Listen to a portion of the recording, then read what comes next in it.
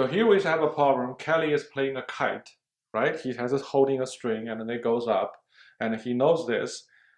He marked what? The string he goes out is what? 168 feet. And also he has an elevation angle he can measure, which is what? 37 degrees, right? So we ask a very simple question. How high is the kite? And in this section, we just learned the sine function, right? And it makes perfect sense to use it now, right?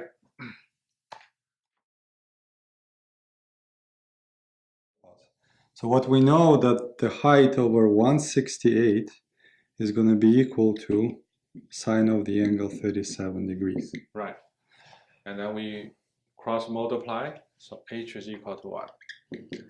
Well, again, it's better to put 168 in front of the sine. Yes.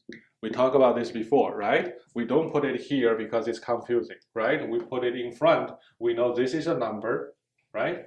And then we multiply this number by what? 168. Right. And we need to use the calculator to do that. So if you use calculator, we get 101.1049. Yeah, feet, right? Feet.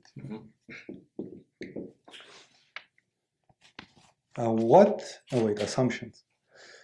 Okay. So what are the assumptions actually we are making, right? By doing this problem, it's a real life problem. It's not really purely like what? A math, completely a triangle, find the length thing, right? Actually, we make some assumptions. What are the assumptions? Well, the first one I think is that we have a flat surface. Right. Because you are not usually stand on the flat ground. Right. Ground as a surface, as a Earth, actually always what? Bends, right? But we don't see it because it's much bigger, right? What else? Well, that we can measure all these things accurately. I'm not sure. We also assume that 90 degrees, right? That was helpful in our... Well, that's how we ask for the height, right? Right. So that's not an issue because the definition of the height is we drop the altitudes, right? One possible assumption, we assume the kite is a point. Because the height might have some dimensions and that we are the point and that we are measuring actually not with our hands, we're measuring kind of standing. Right, but actually that's not true because I'm holding it with my hand, right? Right? So that's another one. The small discrepancy actually we are having, right? By creating these 2 points, right? Right. A, B. Right. Right? What else?